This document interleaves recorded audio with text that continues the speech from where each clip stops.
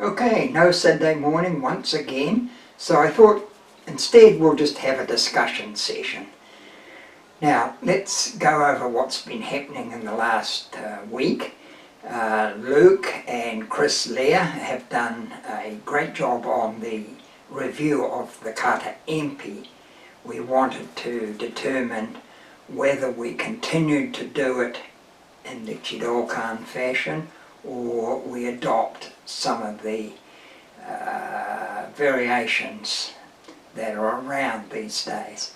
But I think the conclusion was, let's stick to the way we have always done it, because it makes sense and it seems to work. So thank you, Luke, Chris and Simon, of course, who contribute to that.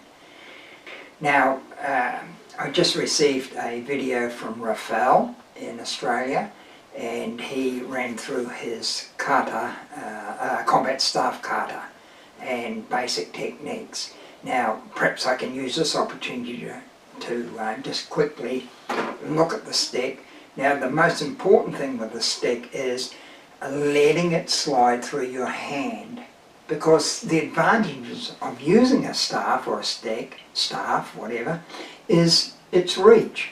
So if you're holding it here and you're just punch cutting here or thrusting here, you're not gaining that advantage. So what we do is, for a punch cut, for example, this hand is the axle point, and this one slides and punches it forward here. And if I was going to do it on the other side, I'd let the stick slide through my hands for reach. Now, the same as when we thrust, it's not really just a jerky movement here. It's part of your body flow. You flow in, and the extension of your body is the combat staff. See, and again, you see how I slide it through the hand here? It's not here or here. It's a long thrusting action.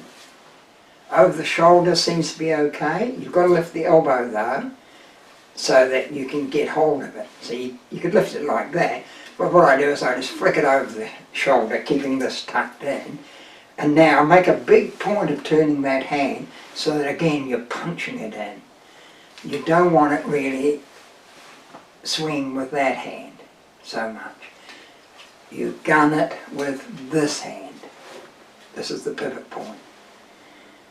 Now the kata, I should have mentioned this in the thing, what I do on a lot of turns is I'm actually putting my hand there and flicking it under my arm.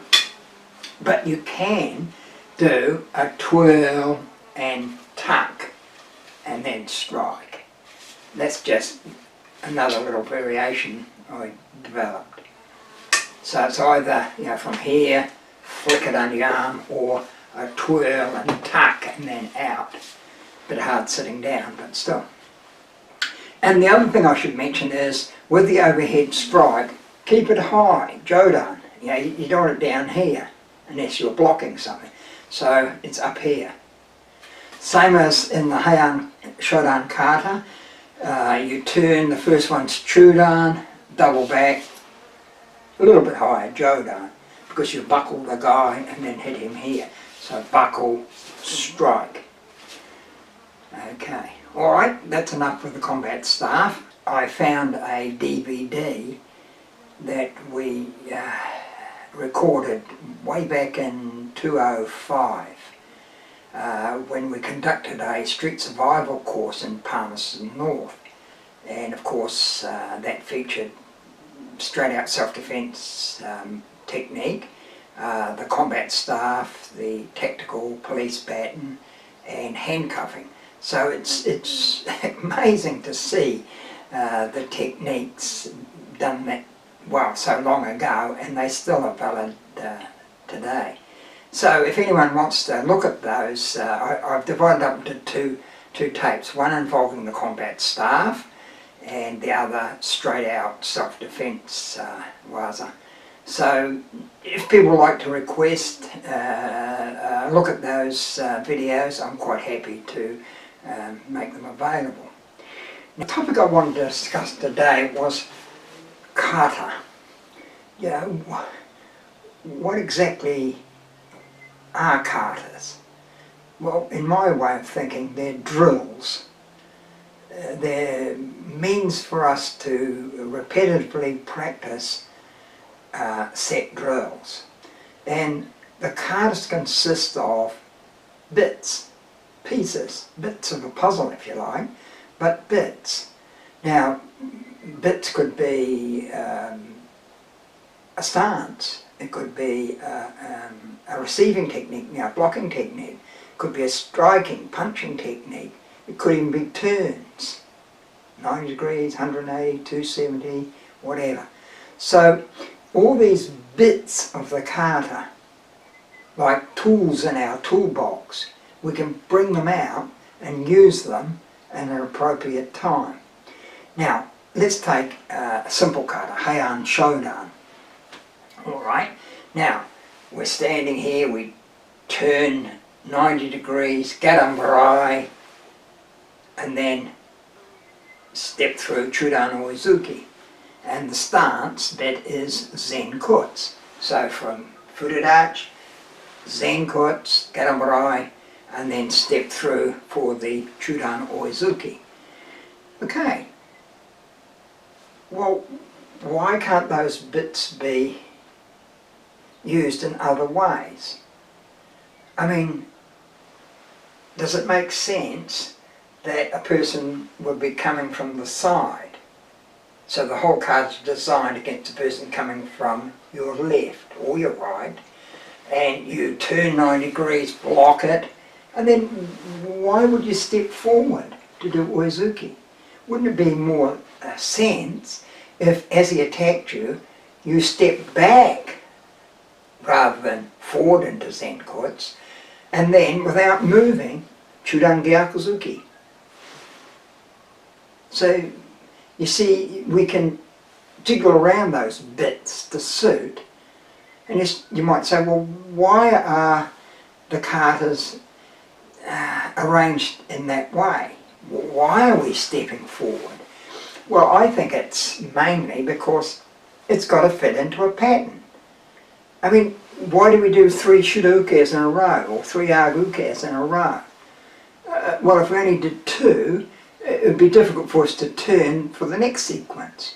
So they've sort of organised it so that it fits. All the little bits fit, even if they don't really make a heck of a lot of sense. Now, let's take that silly Heian Shodan example. We could sense an opponent, block him, and then the person who attacks sees the error of their way and drops back to Kamae because their attack has failed. This creates enough space for us to step through for Oizuki. Okay? Now it's the same as the next part of Heian Shodan where we spin around, Gadambarai, double back, and then strike.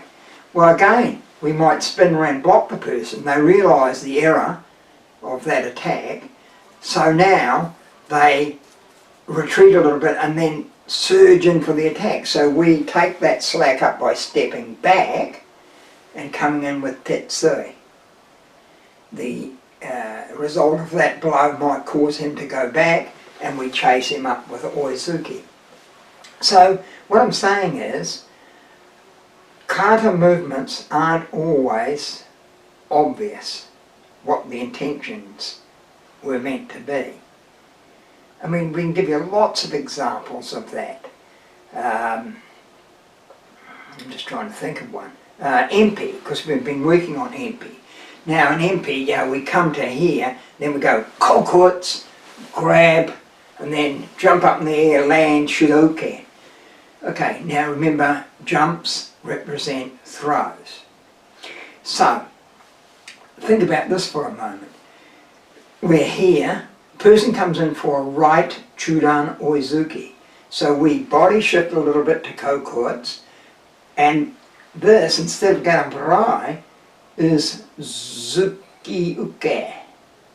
So his attack's coming in, we deflect it, and end up punching him in the side of the body. Now we keep that arm going as we reach in to grab his neck, and then tumble forward tumble throwing. So you can imagine if you're blocked like this and the punch comes in here and you're like this, wouldn't take much on your neck to tumble for you, or throw you I should say. Okay, so that's not terribly obvious. Now it's interesting when we talk about kata with the Junro Shodan. You know how we start here, we drop down, garambarai, up. Well, I think we've practiced this in class. Instead of using it as a garambarai, as the opponent attacks us, we deflect his attack and hit him straight in the stomach with Zuki Otoshi, if you like.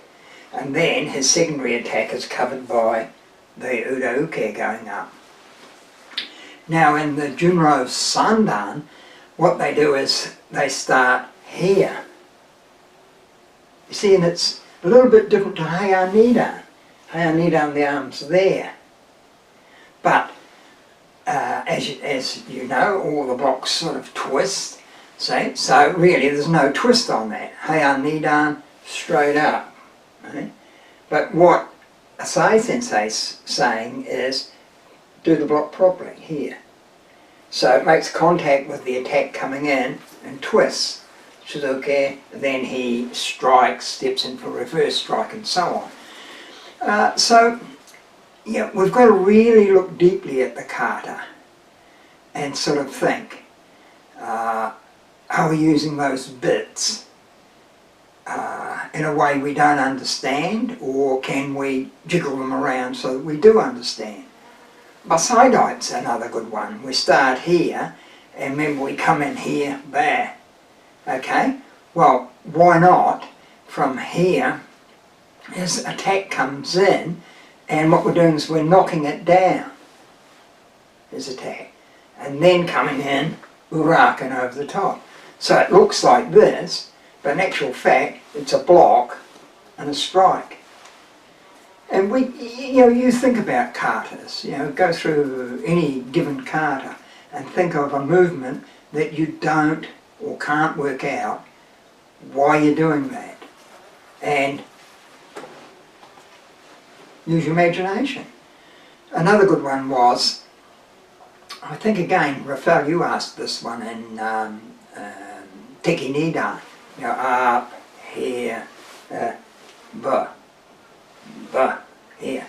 Okay, now if someone comes from the rear, throws his arms around you in a bear hug, we lower our body height, bring our arms up here, and of course that offsets his grip, and once it comes up here, now we can reach in and grab his, what would it be, his right wrist, and then throw him to the ground over our kibadat.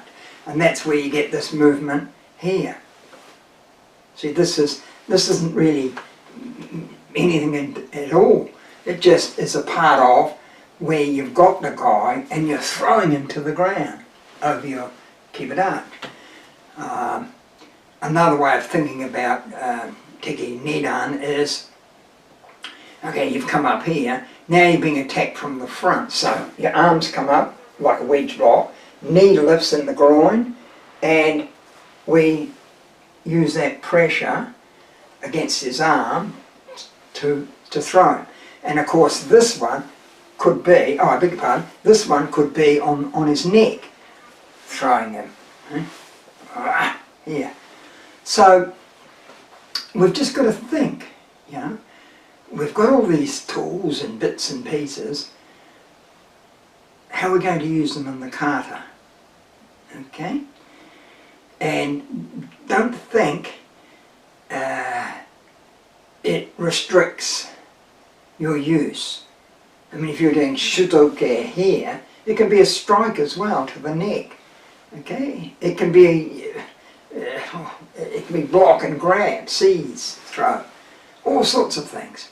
So, another good one I sort of spotted the other day was in Teki Shodan. When we're landing here, we do Nami Ash. This is a good one. The opponent is standing in Zen Kuts, and you foot sweep his ankle, and his leg comes up, you actually grab it, let it down, and then throw him back with ouchigari. So this one is just to knock his leg up into the air where you can lop onto it and then step in and throw him backwards, or forwards if you like. So, you know, all of a sudden you think, okay, it's called Nami Ash. Well, what does that mean? Okay, it just means you're sweeping in order to do what? Okay, and the same as, to be quite honest, Garan Barai. You know, we say, oh, it's a downward block. Well, no, Garan Barai means downward sweep. So we don't have to be using it as a block. It could be a deflection, a simultaneous attack, you know, like in Junro again. Here, there's all sorts of examples here.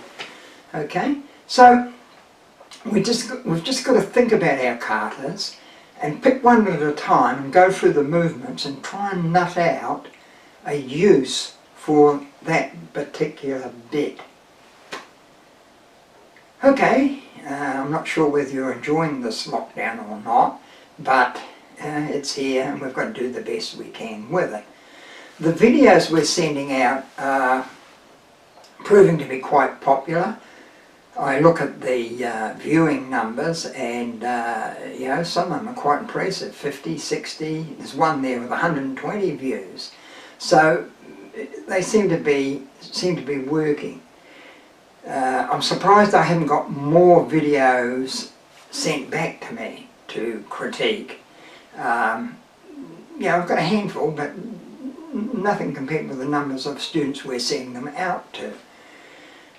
Now, future videos. I try to turn out a couple a week if I can, because remember we've got the white belts, we've got the yellow, orange and green, and then we've got the more advanced Q and downgrades. So, you know, it's quite a variety of students we're catering for. Now, a few ideas I've had, or had put to me, were, why don't we have a video on how to improve your kicks, stretching exercises, you know, pertaining to kicks. You know, now we don't need any far out ones that the average person can't do, but you know, that would be a good subject. The other one was, I think Chris Hall suggested Kionyon Dosa Kata. That's an interesting one, because when it was suggested to me I thought, oh yes, yes, you know, real solid block, Gyakuzuki, next one, Gyakuzuki, all the way through. And then I thought, well, that's good, you know, for repetition training, but it can be a little bit over the top when you think, Garamrai, Aruge, Saruge, Uchuge, Shuduge, you know, there's a lot of basic movements. Why couldn't we combine all the blocks into one Kionyon Dosa Kata? And we can do that. Like the first right and left, or left and right move would be Garamrai, Gyakuzuki, Garamrai, Gyakuzuki. Then coming down the home straight would be Aguke, Gyakuzuki, Aguke, Gyakuzuki. Now for the kata to work pattern-wise, the next one has to be Aguke, Oizuki, not Gyakuzuki, so you can turn and go into Soruke, both sides. And then coming up, Uchuke. And again, after the second, the third one, Oizuki, so that you can turn for the final Shutoke. Okay, so that's a good idea, and we, you know, why not put it into a video? What else? Gonozen, that would be a good subject. You know, like that, like we've done one free sparring, no, not free sparring, basic sparring without a partner. Well, what about some Jiu technique? And Gonozen, Zen no, whatever. There's three, isn't there? Well, someone might like to do that. With the case of, again, with people trying to do Junro Nidan and other katas, why not separate the movements and show them drills, like Nikoshi Arch, different directions, Nikoshi Arch, and then up, and how the kick's got to go out and back, you know, rather than a big stretched out maigiri. How are we going to get it snapping in and out? You know, what drills would you use? Okay, the other bit in Junro Nidan is the turn at the end, dropping into Kibud Arch, spinning around, being able to maintain your balance for the Nikoshi Arch to get on Barai. Okay, that's a real challenge. Well, why we must have a drill we can create that's going to make that a little bit better to perform with practice. So if there's anything else you want to do on a video, please, you know, feel free to put it on tape, send it to me. I can sort of add the little editing bits and pieces and distribute it out to the appropriate student level group. Okay, and you can do that on anything. You can do it on an iPhone, iPad, a camera. Most cameras these days have video capabilities on it. And then just download it and send it to me. Okay, good. Alright, so that's a little bit of a chat for the Sunday morning lesson. Okay, talk again soon.